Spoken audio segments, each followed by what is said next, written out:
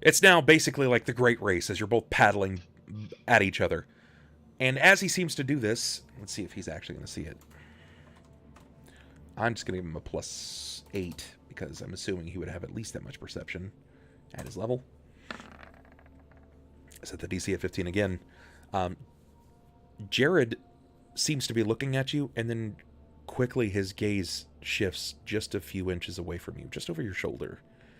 And when he looks, he pauses for a moment, and he sort of kicks backwards against the water that he's swimming against. And he brings up his hand, and even with his gauntlet, he's kind of like wiping his eyes. And he just pauses, trying to tread, and he tries to remain very still. Do you continue swimming directly at him? Absolutely. I'm trying to close this gap as quickly as possible. Sure. As you begin to close the gap and you get nearest him, he's frozen in terror. Just mollified. He doesn't even know what to say. He doesn't know what to think.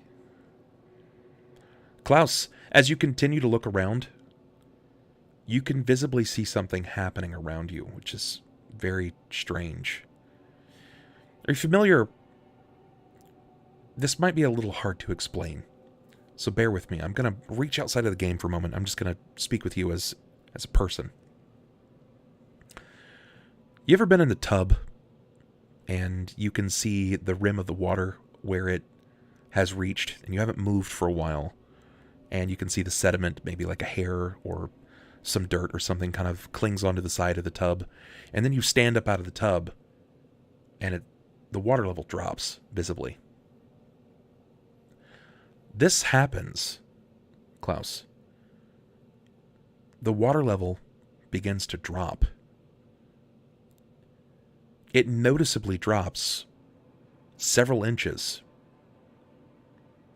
then several more inches, until you've dropped down what feels like a few feet. And you can hear the water falling like rain behind you. Jared just continues to look on. You're about 10 feet away from him. Do you continue to paddle? Yeah, I'm trying to get there as quickly as I can. You make your way over to him, and as he pauses and waits, you can see his eyes beginning to shift upward. And the star and moonlight from above that rain down, granting you vision, briefly blackens out. The moment that it blackens out, water begins to fall like rain all around you. The last you saw before his face went entirely black was his lips pursed so tightly. His skin color falling to a complete pale. His eyes as large as a newborn babe's, just watching in enamor. You've made your way over to him. You grab onto his armor. He struggles to still stay afloat, his legs kicking vastly so. Do you look behind you? Do you look up? What do you do? I'm going to, while keeping a hold on him, I'm gonna kind of glance over my shoulder and up behind me, try and see what he was looking at. A silhouette. You can't seem to make it out. It's so large. But then the rain pauses for a moment, and there is a loud, audible popping, a snap, and then this loud-sounding, almost wet flapping noise. Enough so that it causes the wind to streak across your grayed mane, and in spots it begins to dry as quickly as it had been wetted from you falling. Battened down, there's another flap again, a pause in the rain. Jared watches on, and then you can see it, as it begins to fly away. The largest black dragon you've ever seen. In fact, it looks sort of like Embarda. But it looks like Embarda with a tail, when he never previously had one. And this tail is split, moving, writhing like tentacles, tentacles that you had seen split a village idiot in twine like it was nothing previously. And Barda seems a bit less apparition-like, less ghost-like now than he has previously. He seems to be a bit more material than before. But still, his tendrils seem to look a bit ethereal. You are certain that he didn't have a tail before. But now he has one that splits into 6, each of them moving independently. You're most certain that at some point in your life, you've seen this tail before. Except before it wasn't a tail.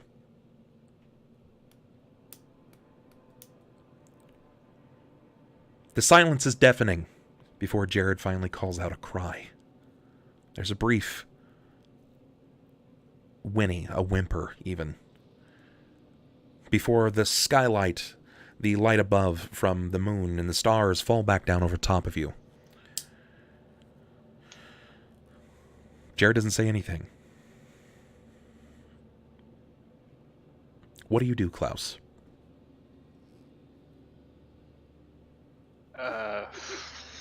Teleport back. See, Jared, it's much worse than you think it is. I'm gonna try to drag him to shore at this point. I mean... Yeah, you're gonna fix your fuck up? I mean, it's like he's teleporting, but like at a slower rate. You teleport us on top of a dragon. What kind of luck do you got? The good kind. Could have been on cement. Then you guys would have been hurt. You should have grabbed onto whatever it was and see where it took you. You undying fuck. I like how he's taken this personally, even though he's not even playing the character anymore. It's great. Anymore. This is still my character. But yeah, I'm just picturing it, and it's like that would be what Jared would be like. You undying fuck. So I didn't believe you about the vampires at first. You had to put me on a dragon to make a point. You had to one-up me. Way to go.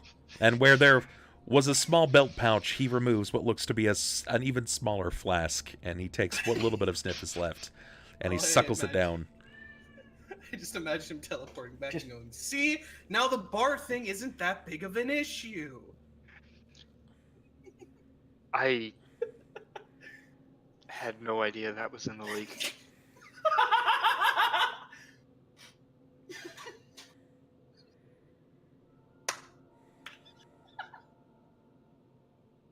I brought you here so that we could discuss things away from the prying eye and ear.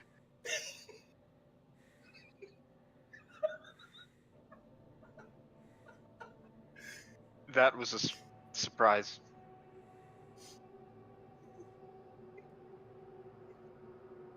That looked familiar. I'm the worst guard captain ever. Actually, there are vampires and dragons in my town. Actually, you're the best one this town's ever seen. Because those things still existed long before you took over. And you're just the first one to notice them, so congratulations. I suppose they're in order. Congratulations, you're competent!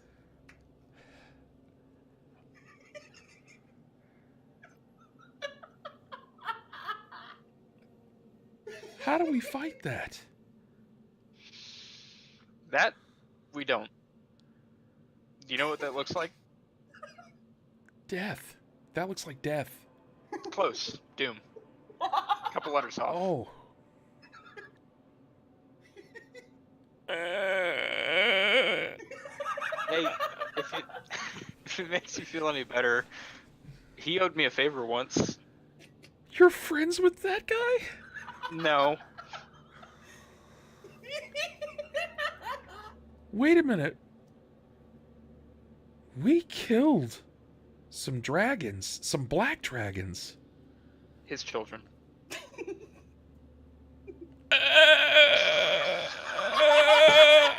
I'm gonna die.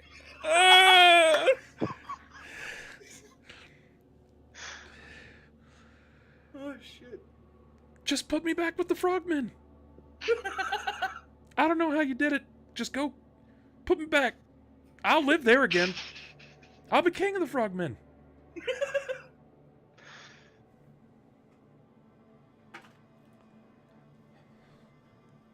Make me up in cauldron heads. Did you plan this? I know you're unlucky, but you're not that unlucky. Are you that unlucky? I'm that unlucky. Oh, God.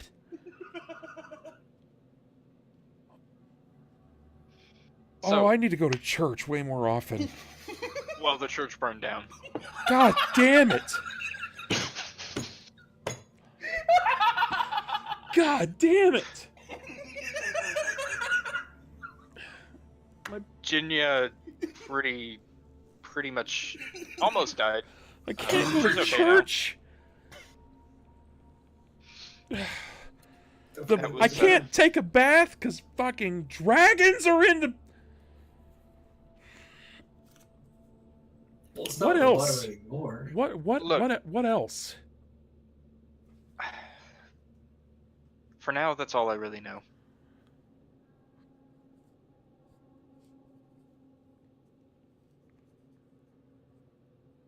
This is you said it was bad. This is not bad. This is a fucking unholy nightmare. There's a lot on our plates. I'll be the first to admit that. But look, we just have to tackle it one thing at a time. The vampires, they're our biggest concern right now. Listen, Klaus. I didn't survive as long as I did in Frog World by fucking eating the elephant one bite at a time. The elephants don't have 6 tails and fucking dragons, man. This is... Yeah, well, look, just put that out of your mind for now. We didn't know it existed before I teleported you out here. We don't need to know it exists now. Well, it can't have just been happenstance that we arrived and a dragon swam out of the middle of the damn lake. Again, he may not like us a whole lot. You killed his kids. Of course. You're in this with me. No, you know what? I didn't have anything to do with it. Oh, shit, I did have something to do with it. I did kill his kids. No, even worse, I killed his grandkids. Oh, God. Oh, God, I'm the absolute worst at everything. Oh, my God. I killed his grandkids. Dibs on killing the kids. Oh. As we're walking back, I'm just looking at Cort. I'm just like, I think the guard captain might have a lot on his plate right now. Where do you think they went? I don't know, but they might need to cool down. Hopefully they're taking a nice swim in the lake. Yeah, it's pretty good around this time of year. Yeah, the night's really beautiful, so it would be nice. Immediately seeing this 6-tailed dragon fly Yeah, away. overhead, you see What do you this... think that is? This shadow that seems to immediately cast darkness over your area. The only thing that can be seen is from the daylight spell that seems to just barely remain from the gauntlet of Ulhime. As this thing flies overhead, you can't really tell, right? Like, it's like watching something that's so incredibly large for so long, you're not really sure if it's going east or west or what you think is correct, because the way that it's moving, you're not sure if it's back legs or front legs that you're seeing. And then you see its tail, and you're not actually sure if that is the front of its body or the back, and it's just flying in that direction. Cort's But gonna it's... look up and say, oh, you go. Sorry. Its tail whips around, and 6 unfathomably large tentacles seem to sweep across the night sky. Do you think that's gonna be our problem too? As he's watching a trail. I think it already is. Oh, that's not good. Let's go get... What's his name? Jakob? I feel like Jacob and Thelsa should roll to see if they notice this dragon flying off over the city. It depends. It depends if they stayed inside or not. They may have heard a brief rain if they were indoors, but when they look up, it's not like he was doing like a mile an hour. This dragon like took flight. It was going. I was running. He was doing sick donuts on the town. I was running to an alchemist to get some potions to revert these negative levels. Then when I was done, I planned on going back to the bathhouse. And I figured I probably would have been disrupted by, a giant smoke cloud crawling out of the center of town and flying up into the air. Fair. That's fair. Okay. All right. So I'm willing to kind of pass this around to see which of you guys want to tackle this at which spot. So whomever is ready to get some airtime. I'm trying to not die, so don't mind me. Okay. We haven't really seen Sniper much and from Nenny. yeah, Sniper and Nenny. You guys have been radio silent up to this point, so let's talk about it for a minute. Let's I'm gonna go eat dinner real quick, so I'll be back shortly. go for it. Let's hear what's happening with you two.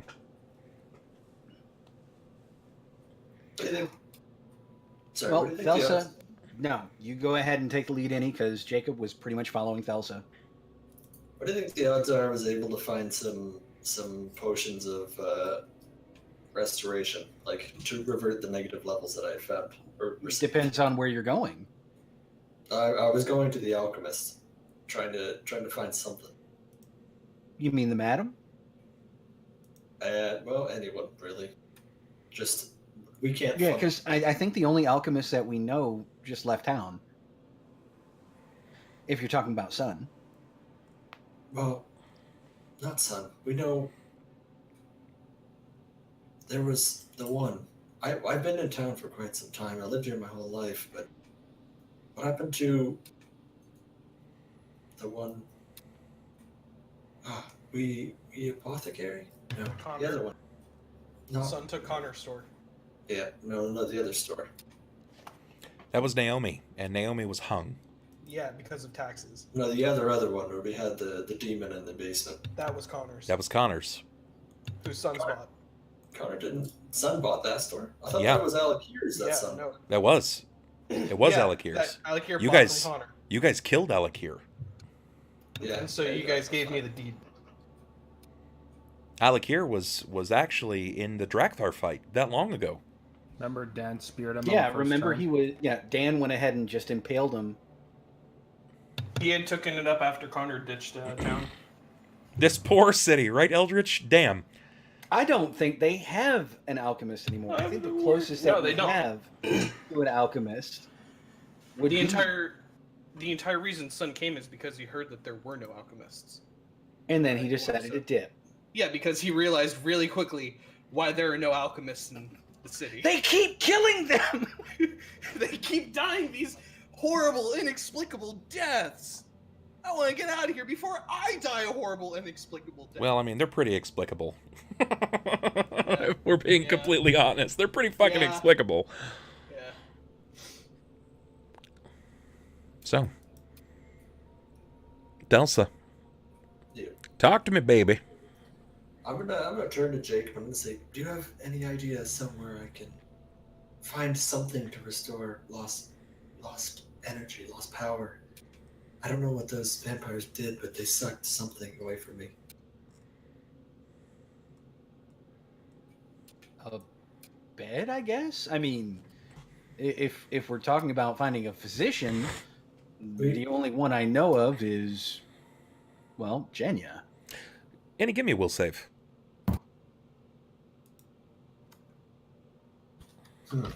Let's see if this works.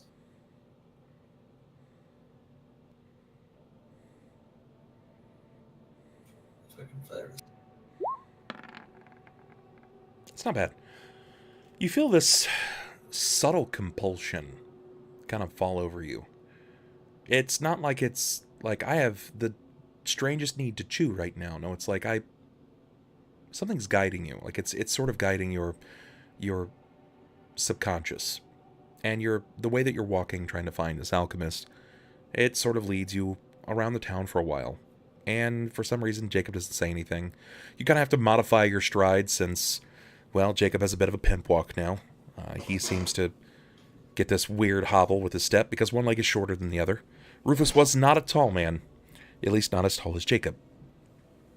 So, you find yourself wandering about the town before you eventually find what appears to be what looks like just a small unmanned building, unmanned home of sorts.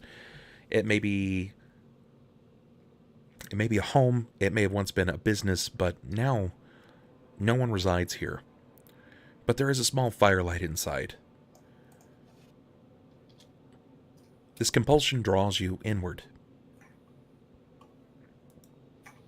Yeah, I'm gonna stop when I get to the door, and I'm just gonna look at the door for a couple seconds. I'm gonna take back to Jared, or Jacob, not Jared, and then I'm just gonna step forward and I'm gonna open. When you seem to move to the door itself, the moment that you begin to reach out for the knob, the door opens for you. Not like quickly, like a bit of wind just caught it open, and you hear this as it stops just before your hand. I'm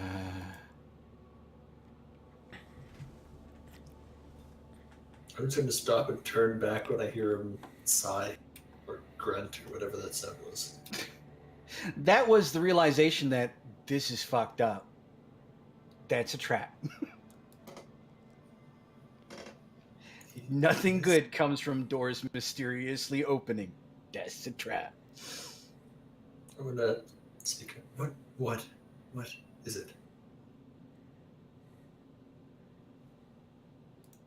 Well, I don't know about you, but that was pretty fucking creepy. Yeah, but I kind of need help right now, and you standing here doing nothing isn't helping me, so I am going to find my own. Okay, but just out of curiosity, where the hell are we? Couldn't tell you. Some house that was abandoned, but someone's here. I'm gonna check it out, because I feel like this is where I need to be. So we're going on a woman's intuition. I'm not gonna say anything. I'm gonna turn around and open the door. When you open the door, you are greeted by what looks to be light darkness. It's not pitch black, but there is a bit of fire flicker within inside of this. It looks like there's a small end table nearest this shoddily crafted wooden chair. The bottom of the chair is not... It doesn't even have legs. It's a stump that seems to have been wheeled into this home. There's a person sitting in this home, this business, if you will, and they seem to be warming their hands. They're adorned with very old finery, of which you're not familiar with. Maybe from a separate kingdom, maybe from a different area entirely. It could be Red Gorge. You've heard a lot of nice things about Red Gorge. But when the figure turns back to see you, looks to be a man. Probably in his late 40s, early 50s. Large red beard. Seems to drape down as he kind of hunkers over his own knees, warming his hands. Says, "Evening." Yeah, Jacob's gonna hang behind Thelsa's shoulder and kind of lean a bit aside to take a gander at this character. Since he's hunkered down, well, of course, with the beard, I'm going to have to ask, is this guy a dwarf? No, he is not. Okay, he's just unkempt. He's just kind of sitting, he's sitting like this in front of the fire, just kind of warming his hands. Looks over his shoulder. "Evening." And at that point, he'll kind of glance to Thelsa and give her a prod of his thumb into her back. Your intuition. "Come on in out of the cold." I'm gonna take a few steps in and speak. I need some help. "Well, don't we all?" I don't know why I was drawn here, but I seem to have taken on some negative influence, and I need some way to revert it, and I'm not sure why, but I was drawn here. "Devils whispering in your ears, huh? Yeah, Hey, I take offense to that. We got 'em all. He seems to look up at you when you say that. No offense, my friend. No offense. You're in good family here. All right, just watch the devil talk. You notice that he kind of pushes his side satchel that dangles loosely off to his left side just away so he can extend his hand out. His satchel has what looks to be probably hundreds of rolled up loose leaf paper, tightly wound in a way that he just seems like he might be a traveling bard. Perhaps he is a salesman of sorts. You're not really sure what to make of him yet. Bard? Already don't trust him. I'm just gonna take a couple of more steps forward so that I'm within decent range. I'm gonna offer my hand and say, "Name's Thelsa." He extends his hand out to yours, and he greets it like a gentleman would. He takes it in his hand, and you feel the warmth. It's comforting. But then again, he's been warming his hands. There's nothing unnatural about that. Could there be? He says, Thelsa, that's a beautiful name. Name's Fistophilis. I know it's a lot. It's been much. My good friends, they call me Phil. But my mother, she was a joker. She called me Fistophilis.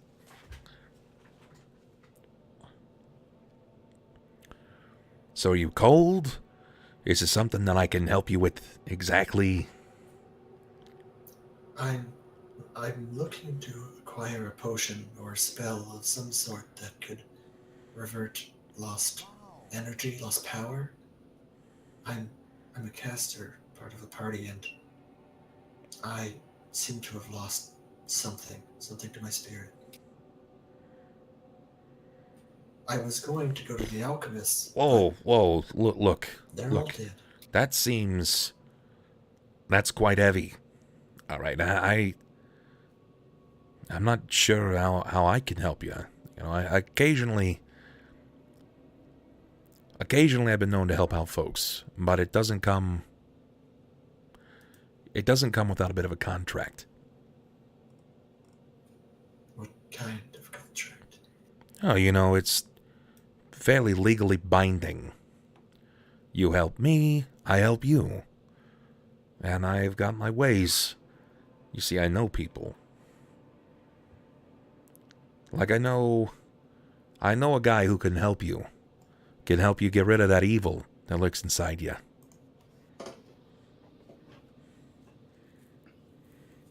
But you gotta do something for me. what is this something for you that I must do? Depends.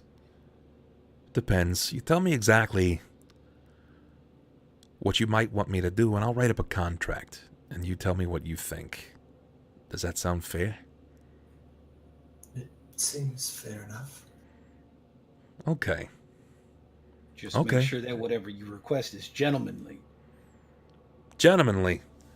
Not of which the likes of you'll find in myself and good old Fistophilis here. I'm good people. The best kind of people. Now, take a seat, my dear. Take a seat. And Jacob's just going to linger by the wall next to the foyer and just kind of keep an eye on things since, well, this is Thelsa's show and he don't know Phil. Phil moves the small end table over to in front of him. It seems to glide with unnerving grace. There's no sound of it eking of wood across the wooden floors. He reaches into his bag and he unfurls a fresh scroll. And as he's unfurling the scroll, he seems to also reveal a feather, a quill. It seems long. You notice that it's the feather of a peacock. Beautiful. He seems to whip it around several times, trying to garner your attention. He smiles. Seems very sheepish at first, but oddly enough, not to you, Jacob. There's something unnatural behind that smile. You feel like you've seen it before. Or at least you feel like you know it. He'll quickly draw his arm over the contract, and he takes the quill, lick the tip, and he seems to dabble, then begins to write some things down. So tell me about you, Miss Thelsa. I'm an adventurer. I've lived here my whole life. And as of recently, we've come into significantly more than I thought I could handle. And just got attacked by a group of vampires, and they seem to have sucked some energy from me. I'm not certain how I can regain. I had some real vampires suck some energy from me once. It was a wild time. Succubus aren't vampires. Hey, who's to say she was a succubus? Don't slander her that way. She was nice. Just making assumptions. His beard begins to twist and turn over the top of the scroll itself. The way that he's kind of moving his head. It's like he's reading his own writing as he's writing it out, making sure that it all kind of sounds right. Sort of like when you're typing on a keyboard and then you read over it and you're like, backspace, that didn't work out. But he's looking over it. And he says, there, that'll do. I like that. You know what this is. This is a contract. A binding one, more so than just legal. It's soul binding contract. Whoa. We didn't go that far. Okay, look, it's heavy. Nobody keeps that many pieces of paper on their belt, and only signs a contract to very few people. He begins to remove his hat, and when he does, you realize that he seems to embellish very similar tiefling-like horns. It's like, I didn't say that I was taking souls here, okay? Then I need to know what you're taking. Well, I need to know what it's worth to you. You see, you didn't find me here by happenstance. Believe it or not, Something brought me here. you brought me here. You know, I like to keep tabs on all the mortals. All of them. Myself and my brothers. We watch them because we like to see who the baddest of the bads really are. You know, when you spot a bad egg and you know that it's just going to come up and be a real cock. Yeah. Sure. Well, Miss Thelsa, you're among the baddest of the bads. You came up in this world. You hated your family every step of the way. They didn't do you any favors either. You did wrong by your adventuring friends. Well, you didn't... I'm guessing you don't know that, do you there, Hornboy? No. Did she ever tell you why she stopped adventuring? I'm not going to look back. I'm not going to look back towards Jacob. Yeah, Jacob's going to look at her back, and then back to Phil. You begin to kind of see this vision fall over you, Sniper. As you look on as Jacob, you can see things start to shift before you. Where it seemed to be some illusory vision at first, you're starting to see that this figure looks a little different. Phil, as he's introduced himself as Phistophilis, his skin begins to color to rust. His bridge hat seems to look more like a crown of ridge-like horns. Oh, no. This is an extraplanar creature, isn't it? Yeah. No, it's a demon. You see, you're the baddest of the bads, and I watch him. And, well, like I said, my bell went haywire when I came across you. You did those things to your friends. They died. You came back, pretended like nothing happened. Your family still hated you. And then you used your pretty little smile to work your way into this new group. And then you came into my domain. You dropped right into Occipitus. And sure, you did us a favor. A big favor. You took out Vorkare, that mush spewer. He was a real schmuck, to say the least. But look, it's not about that. It's about what you intend to do. And I got this thing. When I was born, I could see a few steps ahead of everybody else. And I happen to know what your next few steps are going to look like, Miss Thelsa. And it's not good for your friends. I gotta admit. Maybe one day you'll come clean about those things that you did. Especially to that ranger. That was dirty. But, as such, you won an award. My eyes fell upon you and I saw a damsel in need. And here I've come to my mistress and request. An infernal contract awaits you. Go ahead and give me a... If either of you have a Knowledge Arcana or Knowledge Religion. Definitely have Knowledge Arcana and Planes.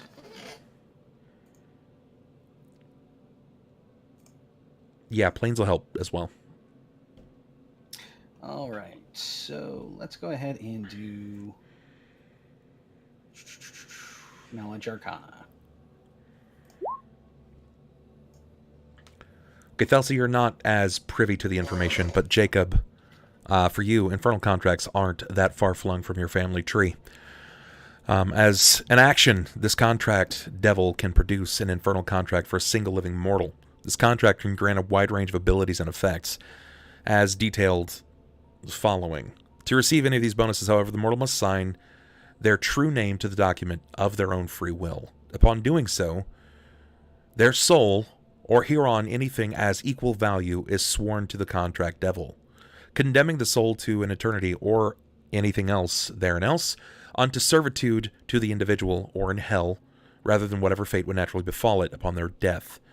Breaking this contract with the contract devil is difficult and it's dangerous, and as long as the infernal contract remains in effect, the victim will not and cannot be restored to life after death save, even by miracle and wish.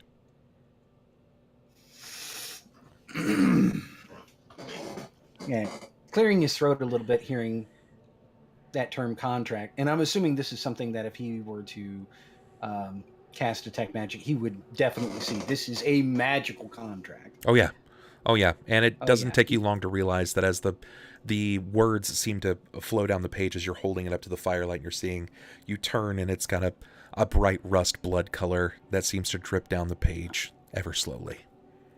Oh God, he's a Tenari. Okay. So leaning off the wall, he's gonna kind of shuffle up behind Thelsa and lean, not over her shoulder, but kind of turn sidelong and rest a hand on her shoulder and lean closer. This isn't the kind of contract you go into lightly, young lady. Just make sure that whatever this is for, you understand the worth and the value of what you're trading away.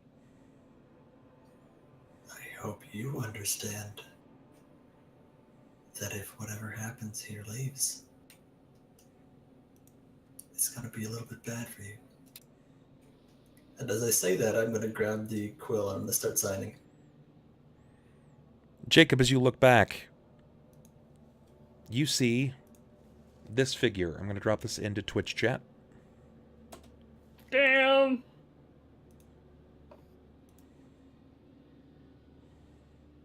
And when I finish signing, I'm going to turn to Fistopheles and I'm going to say, just promise me I don't have to go to the boneyard when this all comes to an end. Oh, I don't think you're going to have to worry about the boneyard anytime soon. Isn't that right, Phil? Tell me, how can I help you? Tell me what it is that'll put a smile on that face. It's more than just staying out of the boneyard. You know when you sign this, that you're not going to the boneyard. I know. I need help. And help I offer.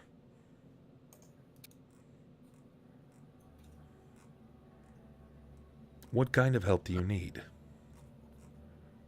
I want to do right by myself, and I don't want to be opposed. And I was trying to use these people to help me get to the point I needed to be at. But Yeah, I know that you're going to try to work around as many things as you possibly can here, so let's keep this on the straight and narrow, real clean cut.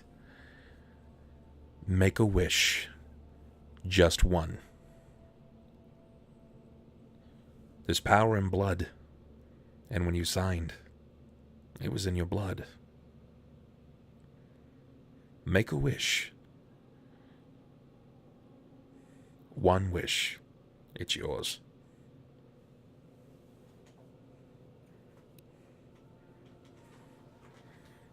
I'm gonna sit and think about this for a couple seconds. And Jacob, a little bit miffed that she's more or less admitting that she's used him. She's using him and Ulhime and the rest. Even more so than you just found out that she's done something to her previous adventuring group. Right, but understanding that this is well above his pay grade and recognizing who and what Phil is, he's just going to go back to the wall after having given his warning to Thelsa and stroke over his chin, just kind of listening in without really putting in anything, because, you know, he's curious just what she's going to wish for. Okay. He leans back into his tawdry chair. You hear it crack and splinter several times over. He leans in a way that it looks sort of like he's uncomfortable as a human man, but you can see that the reason that he's uncomfortable, Sniper, is the fact that the horns, the contracts, they jut tightly against this chair. It's very constricting. Yeah, it's not the kind of chair he would probably have had made for himself, to be sure.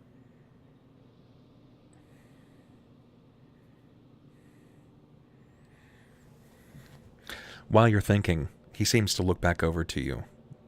Sniper. He glances over to Jacob, and he says, "You know what they call her inside the circle?" Her? Yeah. She's got a name. She's got a record, too. You don't say. Yeah. They call her the Mistress of Malevolence. You wouldn't think it. Brightest smile. That cute little grin. Do you in every time. Or at least it's done it like everyone else. Most, Phil. But I learned far too early in life. You never trust a woman's smile. How long was that again? I know plenty about you, boy. I know all about your dad, too. How do you think I found this place so quick? He put us on the map. So I've noticed. He's drawn a lot of attention our way.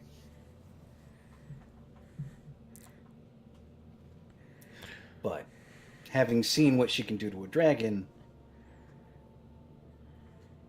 I think Mistress of Malevolence is not so far outside of the realms of possibility. Yeah. It does It's- explain a little. It's a little long for my likings, though I just call him Malice.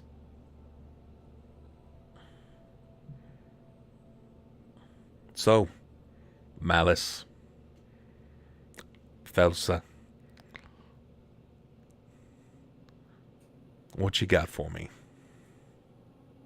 There's a blight that's come upon this town recently by the name of Nab the Torn. Maybe you've heard of him. I'm familiar with him. He's got a lot of power, a lot more than me. I know. Is there any way this wish could trap him? Trap him? Why would you want to do a thing like that? Because oftentimes you can put people in situations where they're being tortured to the point that they do what they need to do. Ooh. I think I see where you're going with this. I've heard of these gems that he holds on his waist, and he uses them when he needs them. I want to know if I can get him in one of those. His smile falls. Nah, see, you're playing with magic wrong. That's his. He keeps it secret. He doesn't tell anybody. Not anybody. I mean it. I know. I've been looking at it a long time. Old Nabby, he doesn't say anything about it. He wrote it. It's his book. And until he starts sharing it, unfortunately, you can't get the information on the prism. But once you're inside, you never age. You never hunger. You never have to take a piss or a shit even. You just are. You're there with your thoughts. Till he lets you out again. Does a real right nasty number on you fleshy types.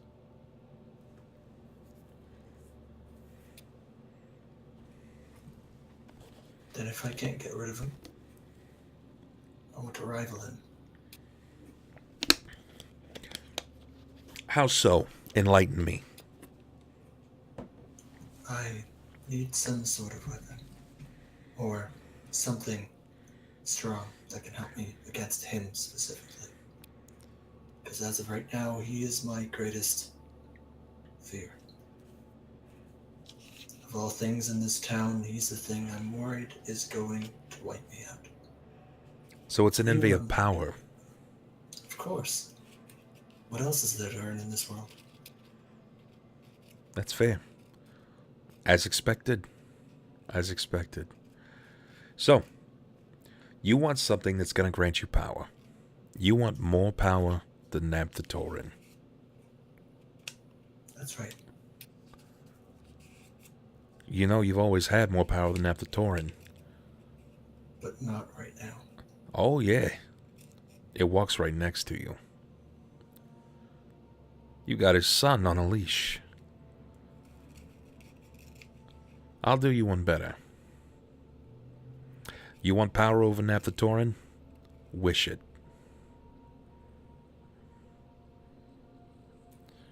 You say I wish, and anything after that, so long as it falls under this contract. And he flays a series of pages, several hundred long, and I've got it memorized.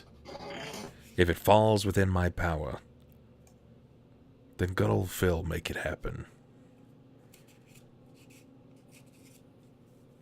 I wish for power greater than Nabthatorin. Greater than's a tricky word. You'd have to know the top in order to be able to best it. And you see, I don't really know. Then, He leans in, and I don't want to find out.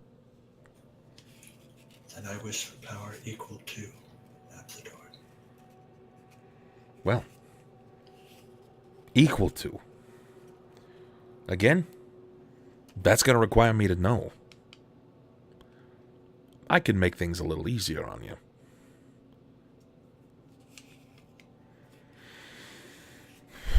There's not exactly power levels on this, dear. It doesn't come with a chart. Are you declaring that you want to be a demon?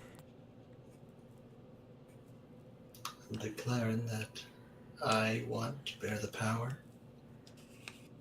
If that is the means it's going to take, then yes. Oof. That's heavy-handed. It's heavy-handed.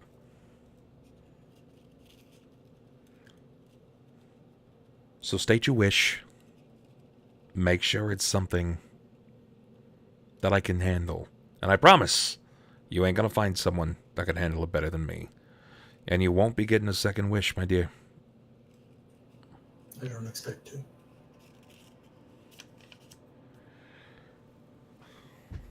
Make it feasible, and I can make it so. Write it here. Go ahead and type in exactly what you want. Type it here in the chat of Roll20. Okay. You have to actually add Bub and give him your ret for your wish. Yeah, and all the red.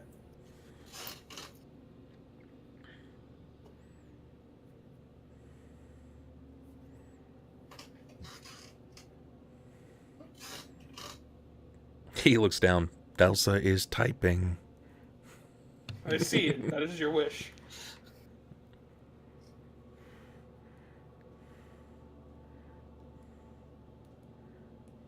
And I'm assuming that as Thelsa is explaining her wish to Phil, the room just goes silent. Jacob is unable to hear the wish.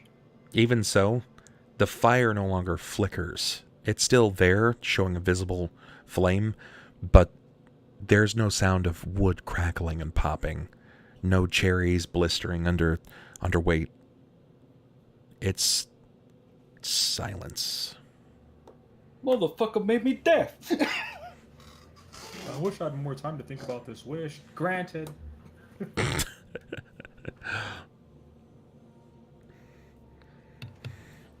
Fantastic. Granted, here's this dragon's tear. Use it as you wish.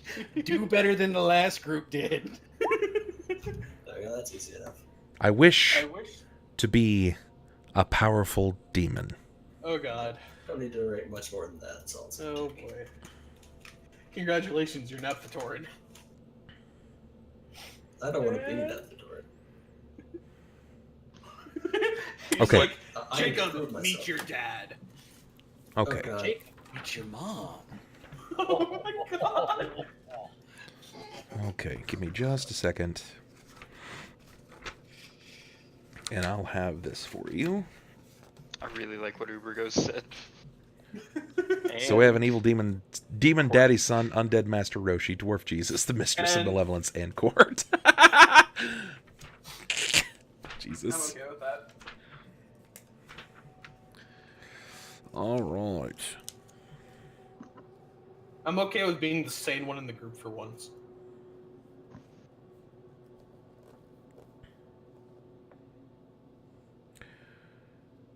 Talk amongst yourselves. I'm finding exactly Ulhime, what this is. do you ever feel like our teammates are selling their souls to the devil in an attempt to gain eternal power? Nope. No, that's crazy. Me neither. man.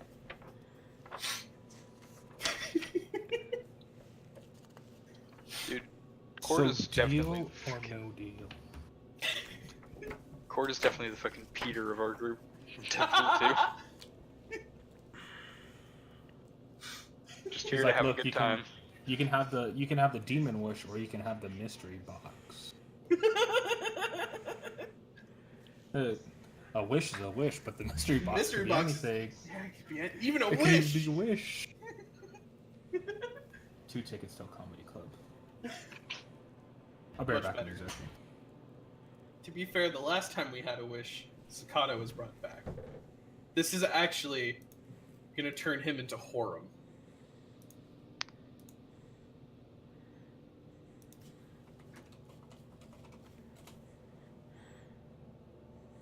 Opens.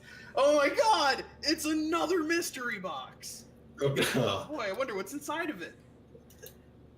That would be horrifying. Mystery box. It's called a patience box. And every time you open it, inside is another of the exact same thing. And you just keep opening it for eternity because patience or something. Or something. I thought you were gonna go a lot more clever there. Roll wa- a D. I wanna 10,000. see one of If these, you roll like- a 1, then you. I find want to it. see, like, however this monkey paw is going to affect you, and Bub just be like, or something. Or something. Something. Something like that. Let's see.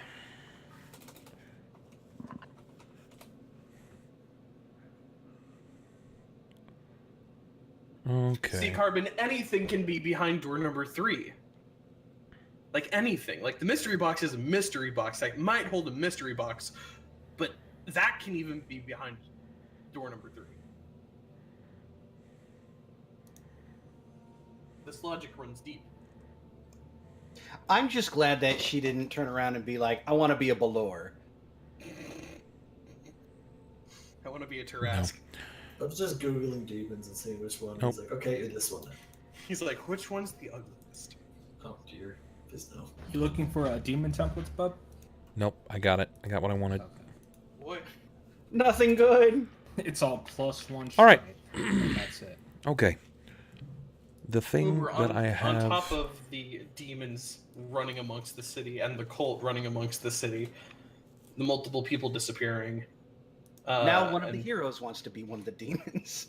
Yeah, that can't go over badly. I mean, Okay. he never made himself out to be a hero, so you really can't throw that label. All right, I've got it. I've got it. No, I've got I mean, it. yeah, I'm Okay. not gonna- Okay. Clamor down. I got it. Jesus Christ.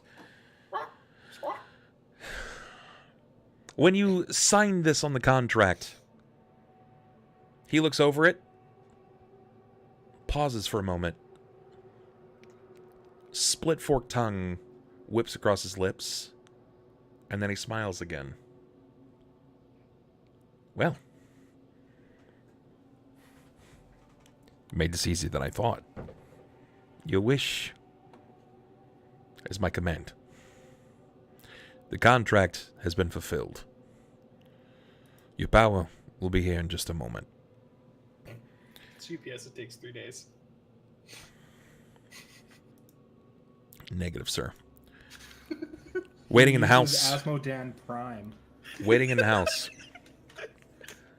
He glances back behind him, and a flip seems to be some kind of rip in the world behind you. You've seen this before, several times even. You've entered them, and you've left them. And this seems to be a portal to an area that is green-gassed. You've seen this place before, or at least you think you might have. You're not sure. You've stayed at a distance. He's opened a portal to the Demon Scar Wastes.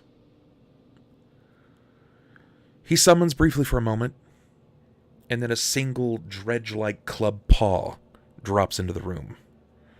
As it falls, this acidic-like plop drops off of its arm. A pustule bursts, and it seems to singe the wood. He steps to the portal, and he says some things. He turns back, and his eyes begin to flitter, gold and red with fire. And a figure emerges. A large outsider, a demon, steps through the portal. This fiend's armored flesh, scaly and moist. Large, toothy maw gaping below a pair of hungry, reptilian-like eyes.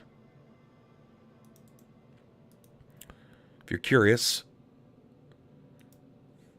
the figure that emerges is the largest one in this photo. Jesus, Jiminy Cripes. This figure emerges, and it glances over Phistopheles. Phistopheles. And then you hear this amalgamation, this abysmal, like demonic tongue, just begin to split. He flickers over to you. Phil does, specifically to you. Malice. Gum. The figure, dauntingly so, just widens its gait, and as it does so, it broadens its gaze, and it releases this disgusting breath that it almost singes at your nose hairs. And this figure leans down to you, and it opens its mouth. Its multiple tongues, befitting of a demon, flicker around. He extends his hand to yours in offer of a shake. The Hezru looks over, confused, at Phistopheles. At Phistopheles, then back to you. Do you extend your hand? Yes, I do. When you extend your hand, a black blade appears. It is very long, very slender. It has no guard. The moment that it appears, he clutches your hand around the hilt, and he pulls you, pushing it directly into the center mass of the Hezru demon. The moment this happens, you see the Hezru grab onto the edges of the portal, like it's being forced back. And then it begins to cripple. You see its muscles begin to weaken, its jaw begin to slack, its reptilian eyes begin to sink into its head, almost like its blood is being depleted from its body. And you feel this transfer of power. As this happens, you lose all of your negative levels. What is your current level?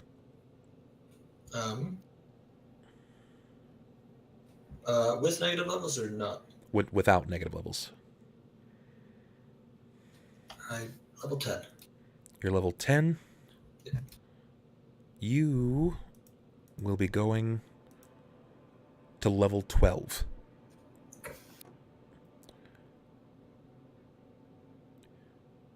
So you'll need to level up to level 12. Yeah. Your physical form begins to change. Your skin begins to rupture. And what emerges from it is what you might determine as some kind of bony-like plating. Your breasts split. Your attractive look seems to fall. Your charisma takes a heavy hit. Whatever your charisma is now, subtract 4 from that. You are going to gain plus 8 natural armor. Okay. You will also gain DR5 good.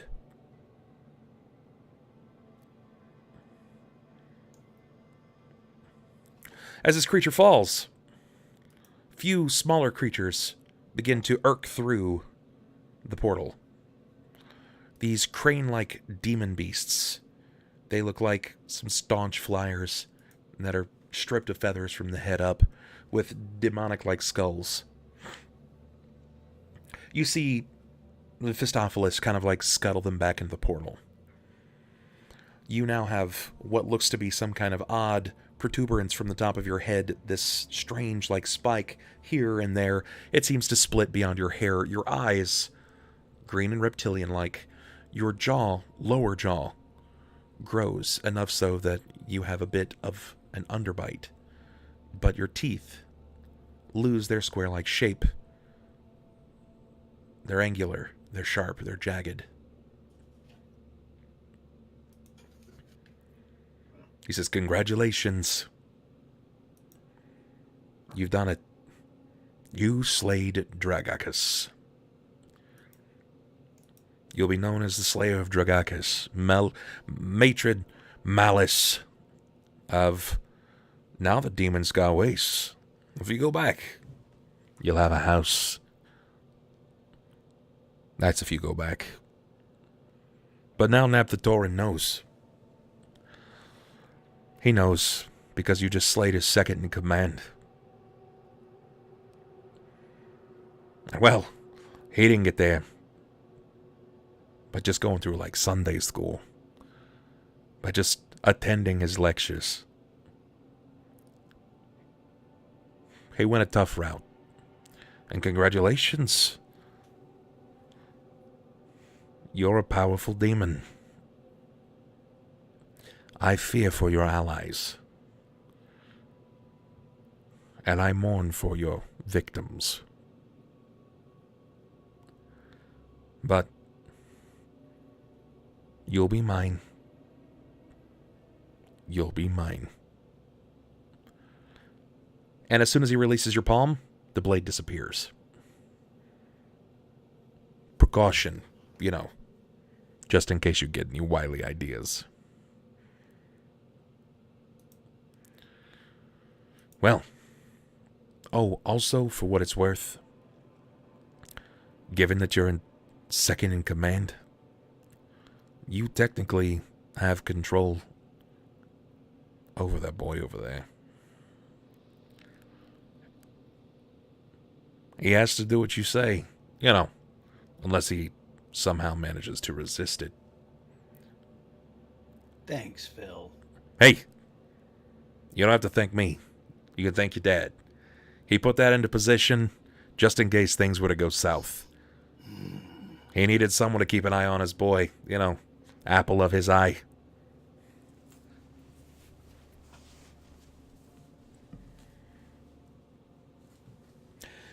And with that, my job here is done. This is what you get for being the baddest of the bads. And I'll be paying visits. You can talk about me if you want. You can tell your friends. You can tell the mayor, hell, you can tell the god. I don't really care. They're not going to see me as the monster. He looks down and he goes, hey, nice tits, Toots. Working on it. And he turns, gathers his satchel, and he starts walking out. He's whistling a tune unfamiliar to you.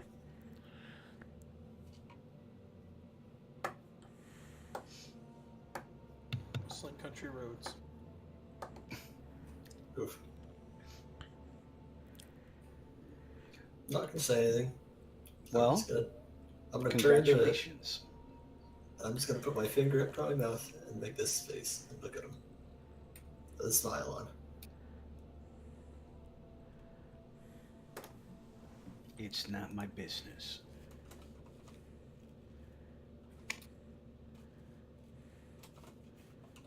So,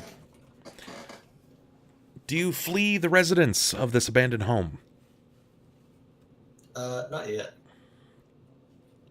I wanna go over any changes that might have happened to me before I leave because I don't like the way I look very much, and I don't really want to walk around town like this. Okay, all right.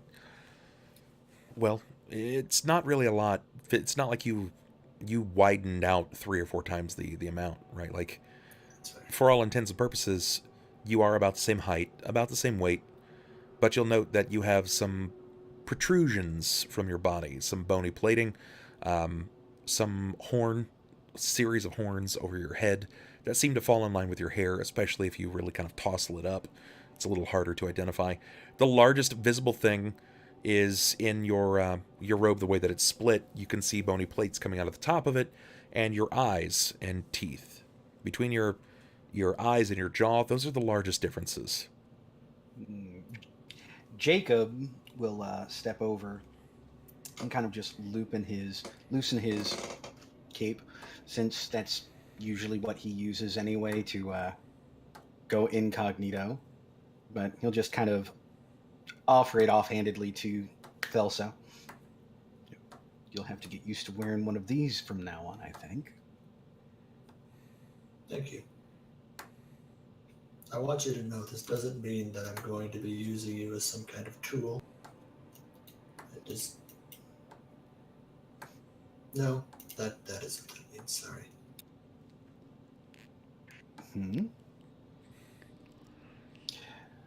As far as I'm concerned, Lady Malice, I'm just an observer here today.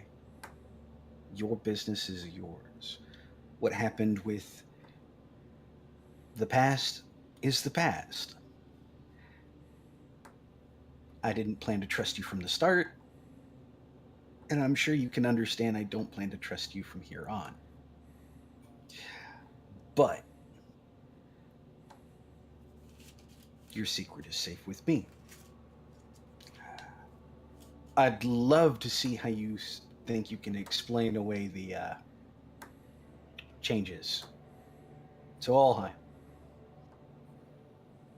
But that's your I'll find a problem. way. I'll find a way.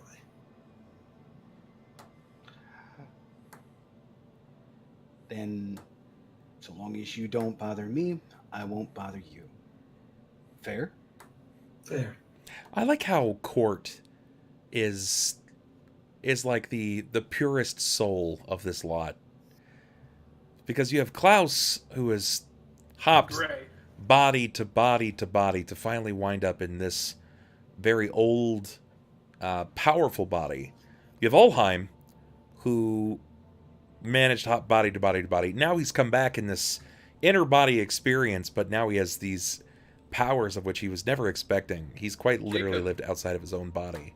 Jacob's Jacob has literally somebody the else's start of a leg. cataclysm. Yeah, Yeah, he's the start of it. He's the start of an entire collapse of heaven. Has someone else's leg, and his dad is a demon general. Yeah. One of the strongest ones, and now Innie is a demi-demon. And I'm a dude who has a sword. Yep. I was gonna be a paladin, but then they all died. Look, man, I'm like the fucking toilet wine of this party at this point. Been fermented so many times over that you finally get something strong enough to just fuck you up and make you forget for a couple hours that you're in prison. The terrible part is Jacob never asked for any of this. Oh, Jacob has no idea what's coming. Oh Bubs, no. when we get back to the bathhouse, would Dugobras already have the armor that I asked for him from him? Would he have I that mean, ready? not. It's been like maybe a half an hour. I would say that he may have something that would, frankly, grant you +1 or 2 AC.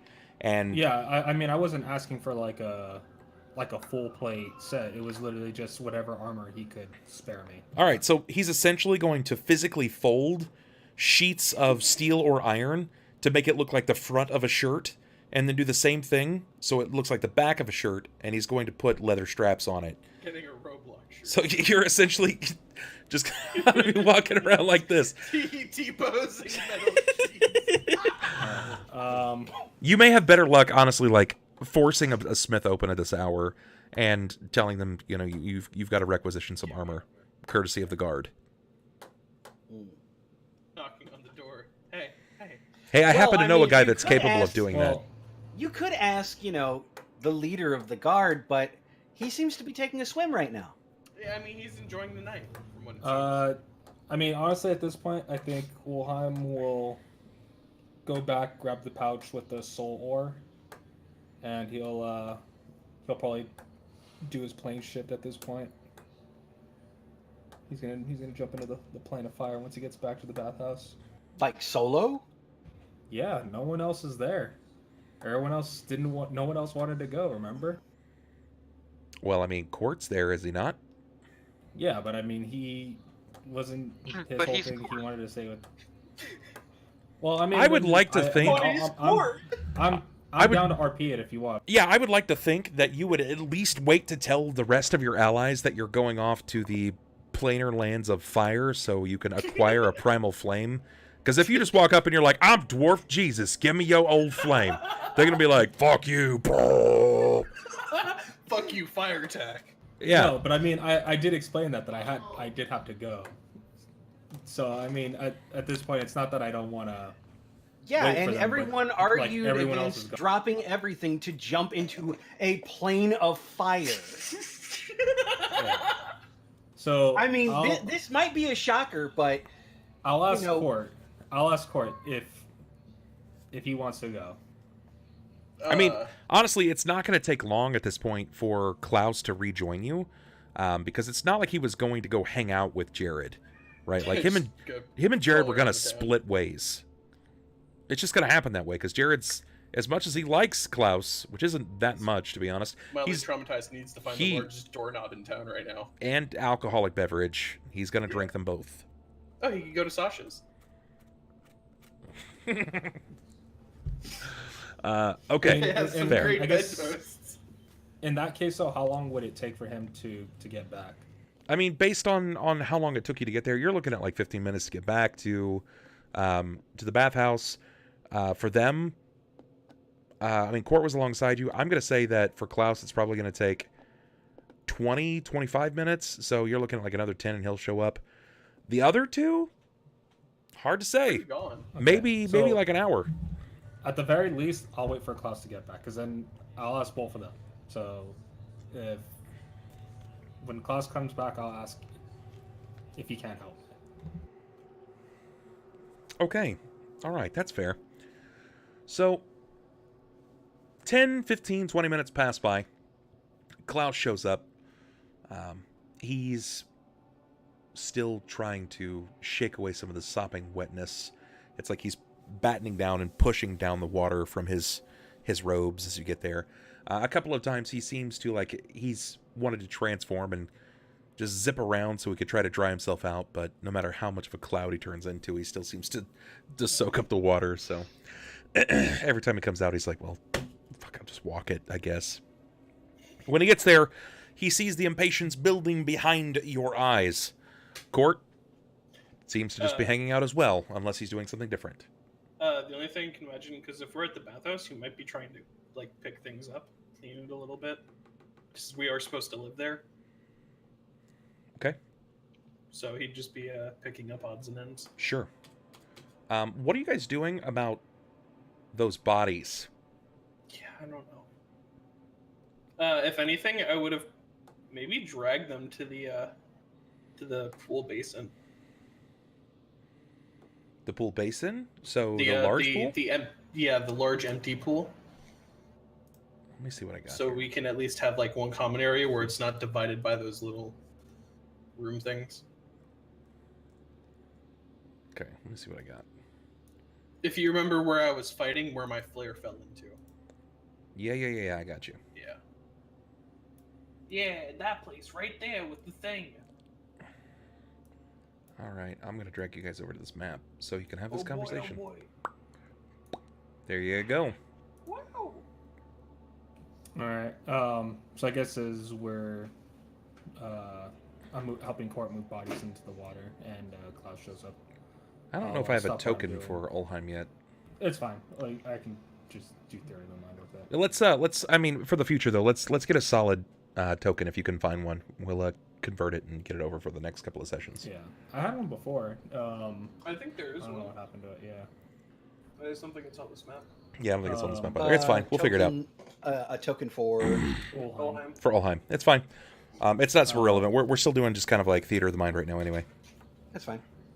So yeah, help him toss one of the bodies in, and then as Klaus shows up, I'll look over to him. I need to have a word with you.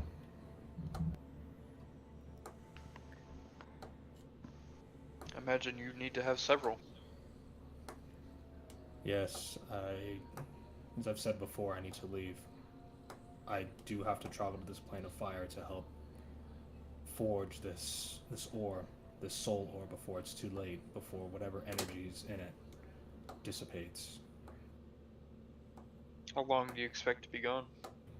I don't know. And do you know anything about this place? No, but I have to go there anyway. It's the only way. It's the only thing I know of as of right now that can potentially keep me from experiencing my final death.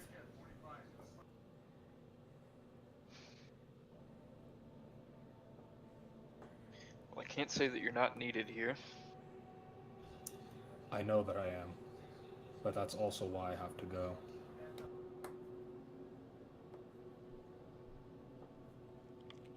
I suppose all I can ask is just that you return. I don't know when or how, but make it back here. Will you not be able to assist me? This town is nigh on hopeless with me here, let alone with me gone. And what of you, Cort? I think your plan is stupid.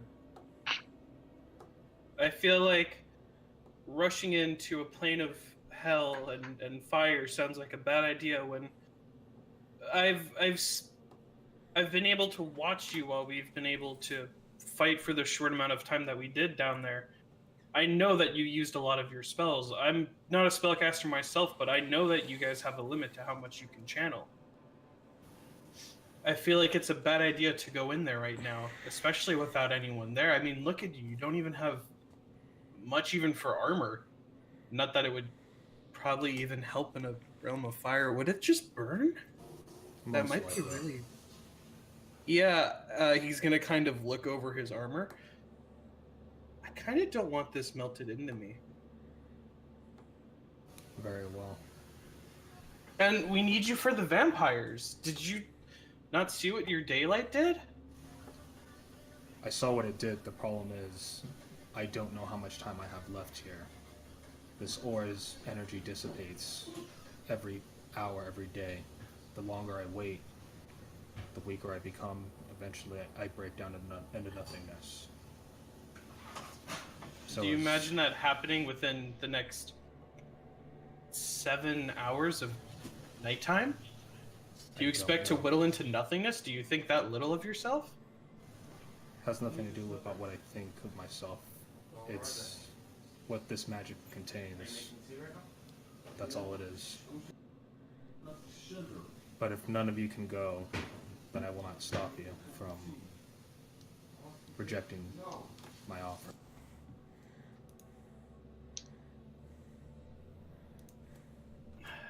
Can you at least like bring some of these bodies? I don't. Are we supposed to burn vampire corpses? I don't know how to. So can you like take them with you? Do we probably can't burn them in the house. Can we like leave them on the street? No. There's not exactly body disposal people. No. Oh God, he's such a Morty. We don't pay taxes as it is. I mean, how do you expect someone like that to make a living? You guys don't pay taxes?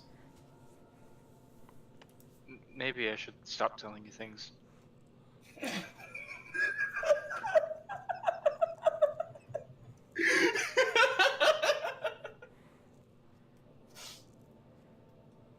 I'm sorry, that just lost all train of thought. It'd probably keep you guys fucking alive longer, that's for sure. The fucking firework that is Jared Skellering. Oh my god. Listen, it's going to be a lot harder to clean out this bath basin than it is if we just toss the bodies downstairs. I mean, the dungeon will sort of have its way with the remains. What about the vampire kids? Well, they can't exactly bring back a corpse. We can take care of them once we get back. I thought they aren't vampires undead. He's gonna kind of just sit there and scratch his head.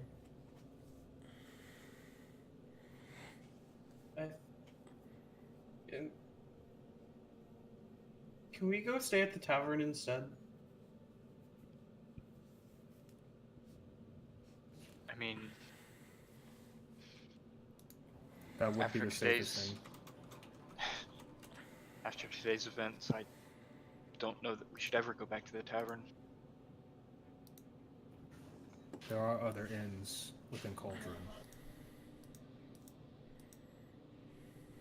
If you don't feel comfortable here in the bathhouse, then be my guest. But this is our property, and eventually we're going to have to start staying here.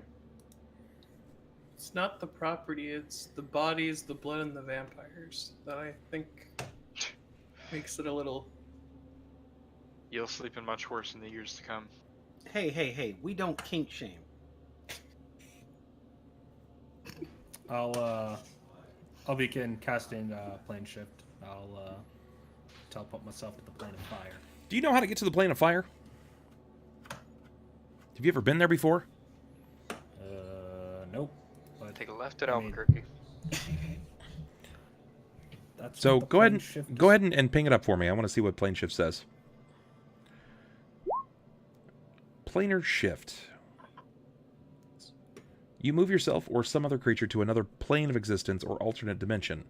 If several willing persons link hands in a circle, as many as 8 can be affected by the plane shift at the same time. Precise accuracy as to particular arrival location on the intended plane is nigh impossible. From the material plane, you can reach any other plane, though you appear 5 to 500 miles from your intended destination. Plane shift transports creatures instantaneously and then ends. The creatures need to find other means if they are to travel. So travel back is going to be a bit challenging. So I am going to make a call that in order for you to make it to the plane of fire, you need something from the plane of fire for use as a component. I have I have an extra vial of Dugobras's blood. Okay. Is that what you were going to use to help you back? To the material plane? Yeah. One of the vials can cover 2 trips, then yes. I'm gonna rule that the vial will cover your way there. Alright. I mean... Hey, thank you so much, Heaven. I appreciate that. 5 subs in from Heaven. I appreciate that, man. That's going to go ahead and put us into our first luck reroll of the day. Boom, bam. But you will need some kind of grounded component from this particular plane in order to bring you back here. I can empty out one of the vials and then just use some of the dirt from the outside. Sure, that works just as fine. Yeah. You can do that as well. So you've got your components that you need for this. Verbal somatic, a forked metal rod attuned to the plane of travel. That's a component that you can't pass by on. You need a forked metal rod that will take you to the particular plane of travel. So you need someone that is either going to be able to craft you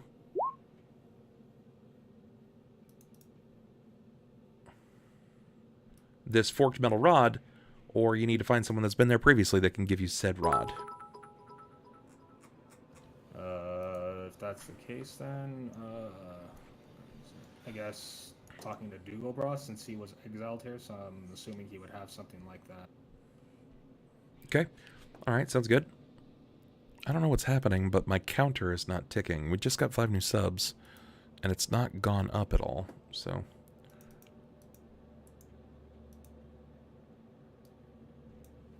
Thank you so much, Evan. I appreciate that. When you approach Dugobras, he immediately sees he sees you, and he's like, I don't have it yet. Your armor is not ready." I'm not looking for the armor. When you were pushed here, did you by chance happen to have a rod of some sorts, forked in nature? It could have been a simple metal. You mean the compass fork? You're going to Possibly, traverse yes. planes. Yes. It is something that I can make. It will take me a few hours. I will go without sleep this night to finish your armor, to dredge for you this fork, this compass fork. If you can, that'll be much appreciated. It will be prepared by morning. First light see me, and I will have your fork. I will also have standard armor. I'll be waiting at the mouth of the bathhouse cave, and he'll give him a bow of thanks, and he'll spend the rest of that night, I guess, guarding the open mouth of the bathhouse where the worm came out of. okay. Yeah, he'll do just that. He begins assembling very makeshift thing. Like for him, it's not about bleeding down the metal, like burning it down, melting it. Sometimes for him, it may just be as simple as handcrafting and shaping it. So he sort of heats it up, but the way that his hand and his skin is to it, flame doesn't really hit him the same way it hits a mortal. It's like, no. He heats it up just to the point where it's starting to glow, and then he just starts to free shape this device, plucking down prongs and bits of it and pulling it up, and he would usually use the corner tooth of his mouth as canine to pull it down, but it is now currently in Klaus's backpack. So instead, he is biting and flinching some steel down, and he's creating what sort of looks like a steel flower, but it's about 4 or 5 feet long. Enough so that you could very easily throw it, and he'll tip the end so as that you can stab at the ground. And it will essentially make like a milestone, like a marker of sorts. So anytime that you return to this place, you may be able to reuse this again as a component. This component will not break down. He said it will take him through the evening. And as he's crafting this, as you're trying to figure out exactly what to do, this is when we will see the return of our other heroes, of Thelsa and Jakob. Well, Lady Malice. Jakob And seems to be allowing his body just kind of kiss the night air, and Thelsa seems to be a bit more hidden than normal. As he sees both of them approach, are you two okay? Yeah, Jacob's gonna kind of stand up straight and kind of swing his shortened leg. You tell me. Am I okay? Am I really okay? Give me a sense motive. Me? Yeah. Sense motive of whether or not Jacob's pissed off? It doesn't take a rocket scientist. He's not been okay since you guys basically returned from Occipitus. He's been pretty peeved at most of you. He's angry at Cort, and he doesn't know why. It's probably because he's pure and he can't break that at all. He's just an angry little man.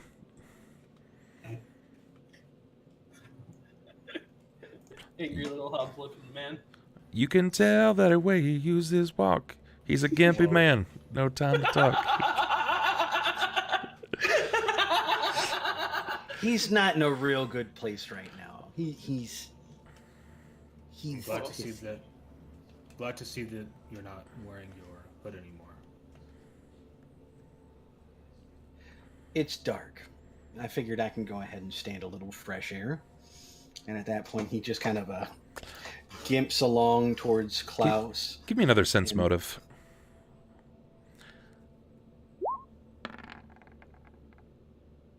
Even in a critical failure, you know that something's not right with that. You can't quite put your finger on it, but something's not right. Jacob's always... Oh, okay, go for it. You got it. There we go. All right, you definitely know. You're convinced that he's lying about something. Jakob has always hidden himself from the world. He's always felt like his appearance has hindered him. So for him to even go out in the night air, this letting it... He could use the night air. That's just bullshit. You smell right through it. Jakob, come here. I slap him again. Pardon? Come here. All right, let's go ahead and try rephrasing that, because as we all know, you are definitely not my dad. No, I'm not. And I've also told you before not to lie to me about things. What are you hiding? I'm not hiding a thing.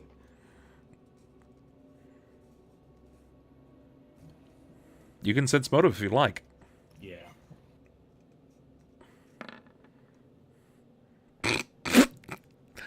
He's definitely hiding something. Jesus. Jakob, Yeah, that's right. Burn them 20s. You know, the thing about being around you so much, you pick up very subtle cues about a person's character, like when your eye starts twitching when you're not telling the truth. And twice now, that's already happened. Ulhime will walk forward. He moves What's with going oppressive on, gait. Jakob?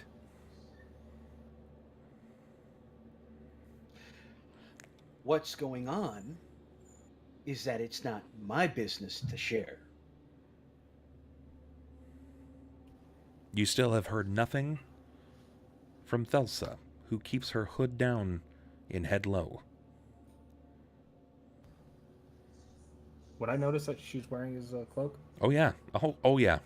It's a man's cloak, and it's significantly larger than her. Oh, And so he- there he was didn't a see- It is something he wears daily. That's what I was gonna say. It's the thing that Ulhime has seen you probably wear for months on end. I'll look over to her and I guess kind of try to peer under. What do you do, Thelsa? Turn my head away as it tries to peer. No, don't look at me. I'm not feeling well. It would just be amusing as hell if she had Give me a bluff. voice. Like, Don't look at me. Don't look at me. Yeah, I it's am the destroyer. it's Beast from Beauty and the Beast. Don't it's look like at me. Beast wearing the lab coat. Like, do not mind me. It's my time of the month. Don't worry about it. Well, Sense motive. I'm gonna reroll that. Okay, go for it. It's gonna bluff you. Go ahead and give me a sense motive still. Well, I'm still gonna reroll it. 'cause Yeah, I said yeah. would, but I it mean, don't matter. you It could don't net matter. 20. You could net 20, right? You can still net 20. Not horrible, but not enough. Ulhime, you are on one tonight. You can pick up people's bullshit from a mile away, and the bullshit runneth high with these individuals. I might be throwing his meter off a little. As she tries to turn away, Ulhime will grab the cloak and yank it. Okay, so the cloak is, you feel it bunch up at the arm as the armored hand flinches around the cloak itself. You can tell that he's about to pull it away from your body. What do you do? I'm gonna look up and look him right in the eyes, and I'm gonna say, "I'm not feeling well." Then I'm gonna push past him, and I'm gonna walk past, and then go lay down somewhere. Or sit down somewhere. Give me a perception For me. from him. Figured. When she says that and she looks at you, her eyes flash an irradiated green glare.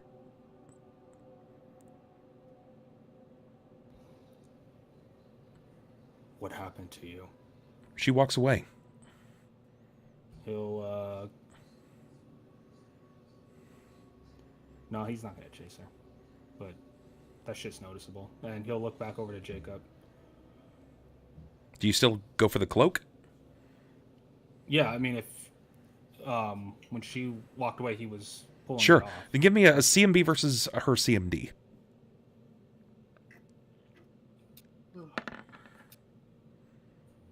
Did my CMD get a buff? No, I mean, none of your stats went up. I figured it wouldn't. Yeah. No. Okay. So. How much is it? You cut out again. 19. 19. Okay. It's not enough. When you go to flinch onto this and pull it over, her hand strikes out and grabs at the cloak from the side, and she pulls away and prevents you from pulling it off of her body. However, with your perception, her fingers are different. They're a slight bit longer, distended. The tops of her knuckles have clear pivoted points on them, meant for piercing armor.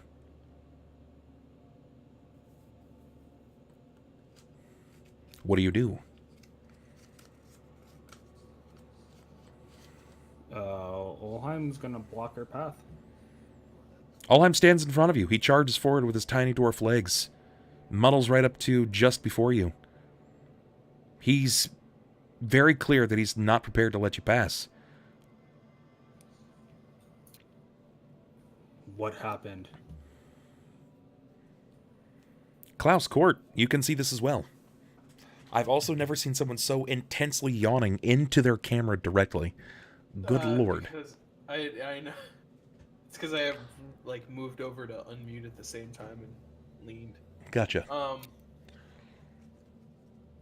Cort would. It's starting to look like they're heating up a bit. Oh yeah. Or this. Oh yeah. It's starting to heat up. You can tell. You can feel the tension. Yeah. Very, Yeah. Very palpable. Mom and Dad are getting real pissed. Cort would kind of stop from sweeping the floor for a bit. Guys, it's getting really late. Can we deal with whatever it is tomorrow? Her hands look like talons. Something's not right. What's Ulhime's gonna draw his weapon and block the door. He readies his mace. He stands in front of the doors. How about, instead of drawing weapons on one another, we all just talk about this like adults. He'll put the head of the mace down You're and muted, then just Sniper. kind of and stand there. Oh yeah, muted. Ha ha ha ha. Yes, because Ulhime's been so good about having meaningful conversations about what we're going to do. I mean, we can play the blame game if you'd like.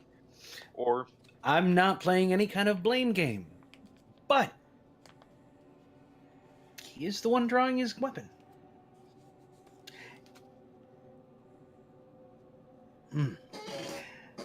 And she's already stated she doesn't want to talk about it.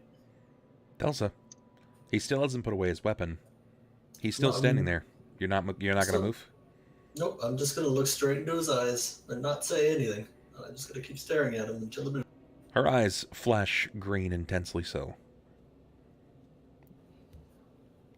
there are certain things that we may hide from one another. Certain things that people don't need to know. Whatever this is not one of those things.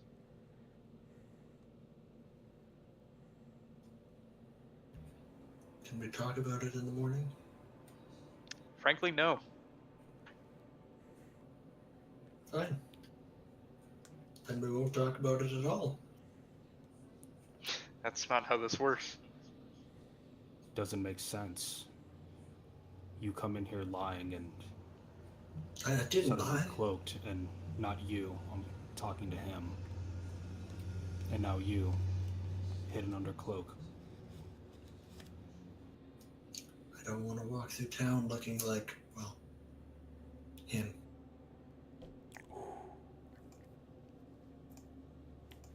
No offense. Why would you be looking like him? I'm gonna take my hood off and reveal the horns and the head. Just kind of look over at Klaus. The hair tousles in very odd ways, revealing flesh-like horns that seem to distend from the forehead in ways that it looks like it's trying to pierce the skin, but just can't quite. The breast palate itself seems to be buckled up and plated, much over the arms as well. She looks armored. Naturally so, though. Ulhime will cast Detect Magic. Does he see any visage of illusion about her? Yeah. Yeah, there's something more there. There's something very intense about her person, her character. She seems to swell with power. But no, I mean like the actual school of some like there's nothing like a layer of illusion on her, right? No. It's not like cloaking her. Okay. Just rocking business So- energy. I mean, even seeing that, Ulhime will pick the weapon back up. Then it's just an appearance, nothing more. Why hide that, Jacob? Yeah. In the meantime, Jacob's just busying himself with a pipe, glancing back over. Because it's none of my business. It's something very subtle to explain. It's not mine to explain. If the lady wants to go ahead and explain why she looks the way she does, she is perfectly capable of it. Do you not agree? I do agree, but I haven't seen you for most of the night. You've been angry with understandable reason. But this is still something you can at least explain. She has no visage of illusion cloaking her, so it's fine. What? And he picks up the weapon. At that point, Jacob will pause in packing his pipe, lean back, look to Thelsa, and part his arms. Lady? He, I don't want to talk Ulhime moves Shall away from I the explain door. it to them? Or would you rather explain it yourself in your own due time? I will explain it when I wish. There's nothing that needs to be explained. If this is your form, then that's that. And he, like I said, moves away from the door. He seems to be okay with the way that you look and your demonic form. in that rocking body.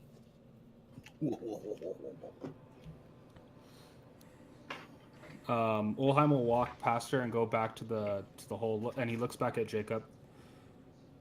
I'll be guarding here for the rest of the night. I'll be here if you need me for anything. And then just sets his focus back on the hole to make sure nothing comes crawling out. I suppose I'll relieve you in a few hours. No need. I don't think I'll be tired. He's exhibited traits that are unlike the rest of you. He seems to almost grow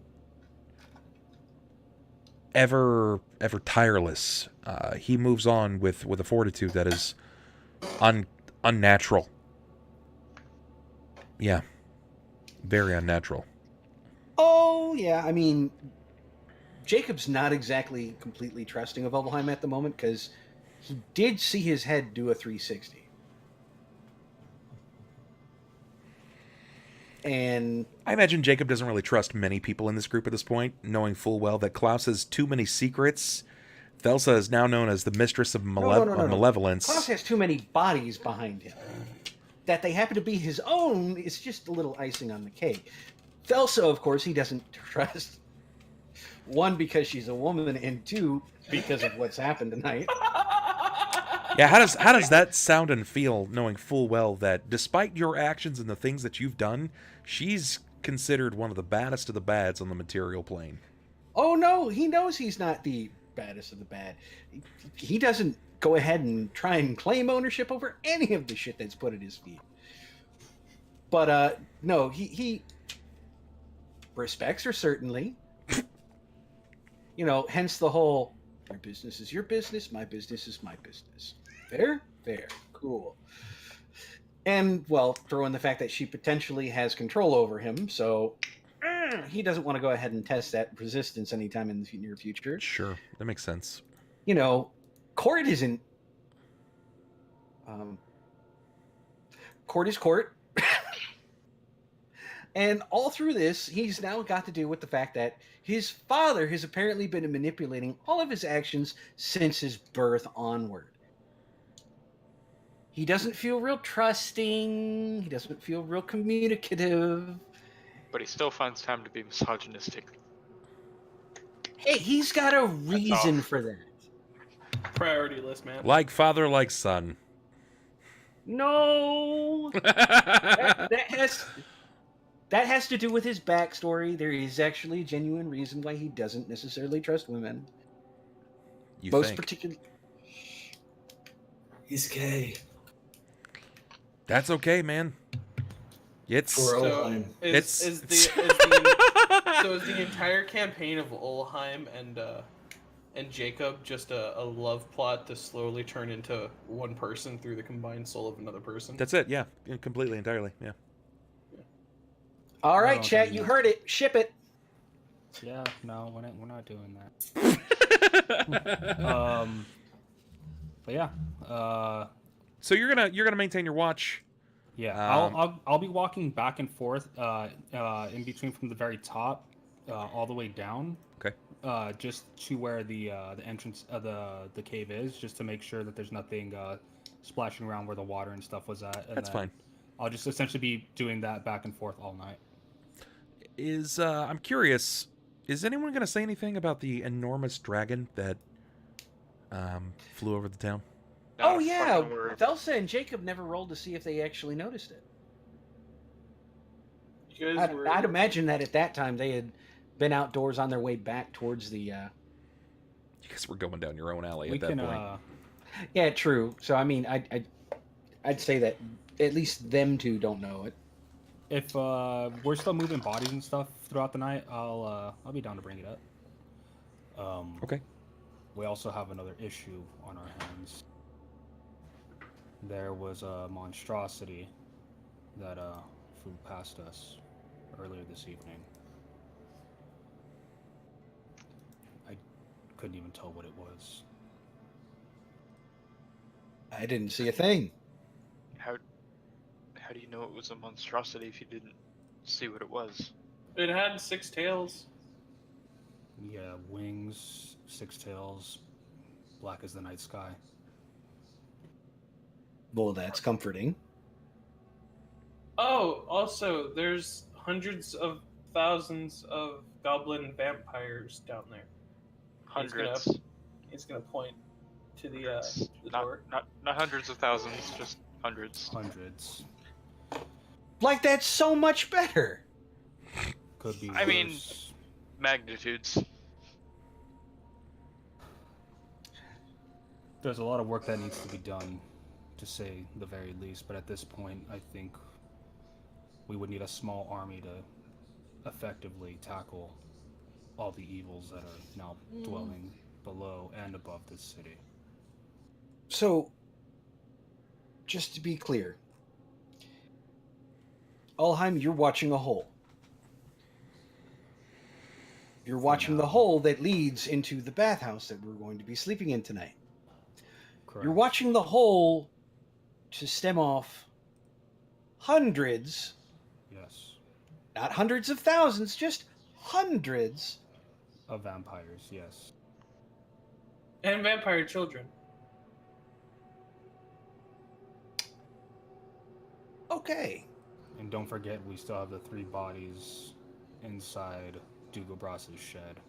Do you know how we should Which burn is all bodies? on you. Oh. So, about the body, about the whole hordes of vampires thing. What are we doing about that? And he's just going to kind of glance between Ulhime and Klaus, since they seem to be the two that know the most about this. Cort's gonna chime in from behind. Well, he's gonna go to the fire plane first, and then maybe we deal with these things. Maybe. Maybe. What the fuck is that? That's Frank. Frank's being a dick right now. Yes, he is. I was like, is that like a cheat code or something that's being activated? Are we hitting trigger words? Like every time we hit one, like So you can see this little asshole right here, being a dick. Fuck In the Frank. window. well, yeah. Ulhime just kind of like looks to the ground. He kind of just kicks like one of the boulders into the hole. So, Kind of an unusual day, wouldn't you say? it's been an unusual week. It's been an unusual lifetime. Let's not sell ourselves short here. Well, to be fair, not many of us have multiples to choose from. I think was the referring worst part to the... is... Go ahead. No. Ulhime looks up and he kind of just like takes empty water skin. He's like, the worst part about it, no ale tonight. And he kind of just throws the water skin to the floor. For you, maybe. The fuck?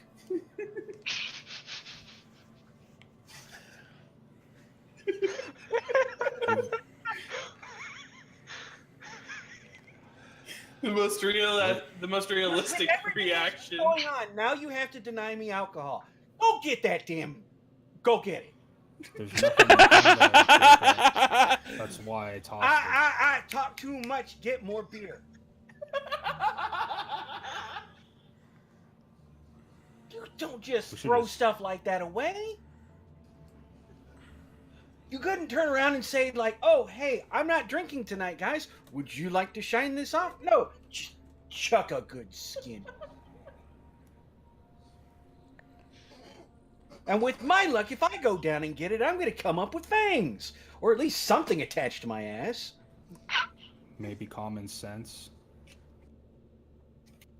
Oh, Manners, an indoor voice. I mean, I may have lost my sense of fear, but Jacob, I feel like lately you're becoming an old woman in here.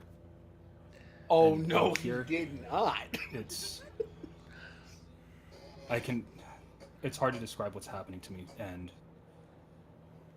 All I know is I'm getting a little more and more of myself back as the hours pass, but once this helicopter passes, which is probably the monster, It's your kill streak reward.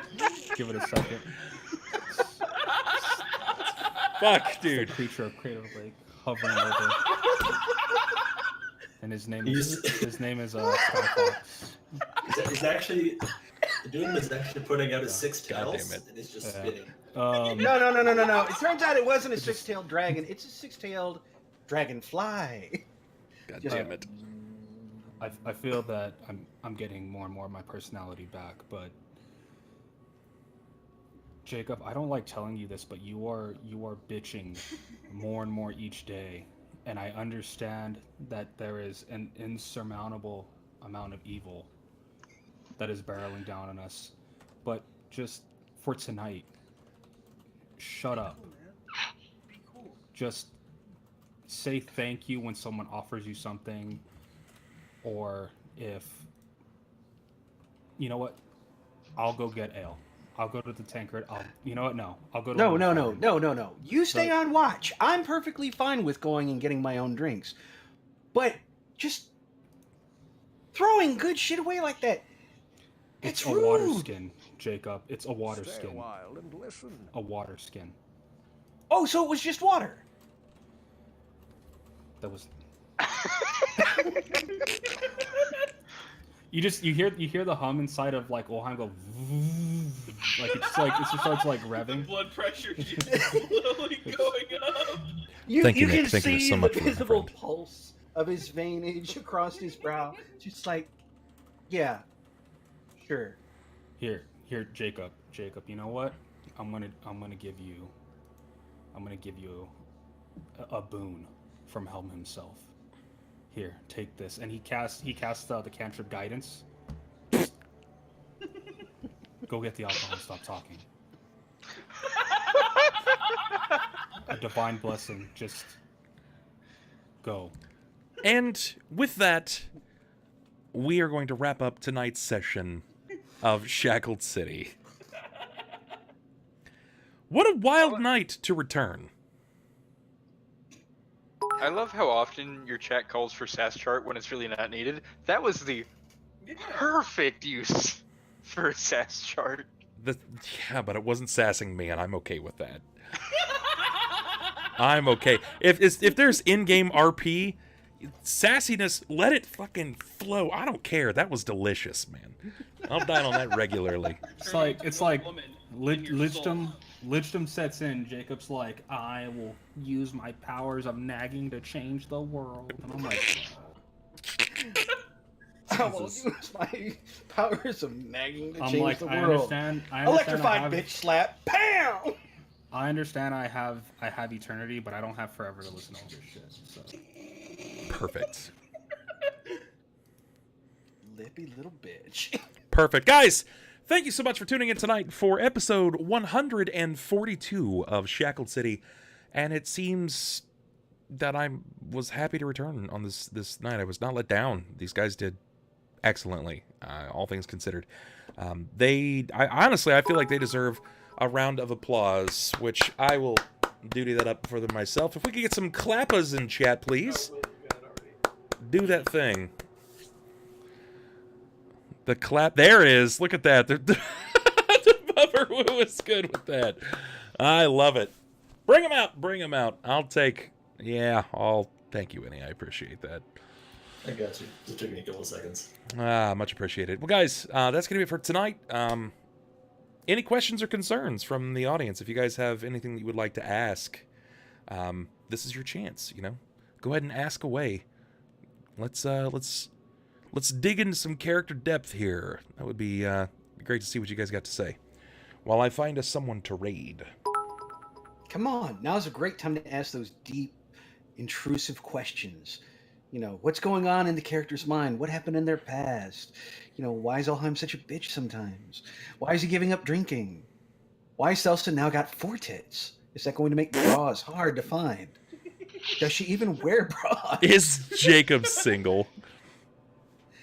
The Jacob answers to is- all your questions are yes, yes, no, yes, almost definitely, and yes. Is Jacob single perpetually, in perpetuity? And he doesn't understand depends why. on which door of the week. Perfect. Oh. This is fine. This is fine. It looks like that's gonna be the only question of the night, and I'm happy about that, guys. Do me a favor, check out the Discord if you could, please. I'm always trying to grow the Discord. Check that out there if you can. Heaven's Wrath coming in, just crushing the Bit Boss. We're trading Bit Bosses back and forth before the night ends. He is married to his work, Demon. War's coming in with another 1,000 bits. Just a match. Oh my god. My god, War, stop. Oh, fuck, I love it. All right, check out the Discord. While you're at it, check out Patreon. If you want to keep the stream alive, keep the dream alive. Check out the Patreon. While you're at it, go ahead and do the Twitter thing. Check out the Facebook. And last but certainly not least, there is YouTube. Everything will be VODed. And in 24 hours, you'll be able to rewatch this session on YouTube. There's that. So go do those things. I'm Bub. This is my casting crew for episode 142. Quite happy for it. And I think we're just going to go ahead and wrap this up here with a raid. I'm going to go ahead and pass out rep to everyone tonight after we raid. So I want everyone to copy the raid command. Go copy that raid command right there.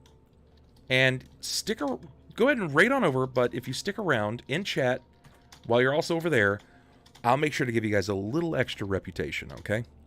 So, reward for favor. Raid over to my main man, Jared. Cyanide? There we go. That's the word. And when we pop on over, just hit him with a raid. Once you hit him with that raid, then I'll give you guys your extra rep. Once stream goes down, and boom, bam, you'll be good to go. You guys will have all the extra rep that you need.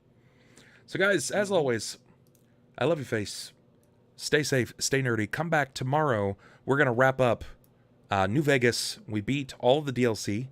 We're going to wrap up New Vegas tomorrow if we possibly can. And then Friday, we have a sponsored event from Wizards of the Coast. I'm going to open up 150 packs of Magic the Gathering cards from Wizards of the Coast. And we've got 10,000 gems. We've got 10k gems that we're going to spend on all kinds of things. It's going to be a lot of fun. I'm super, super excited about it. So, I love you, faces, and I'll talk to you tomorrow. Peace. Be good. Have a good one, guys. I'm out of here. Bye. Man, I'm glad I hit that raid.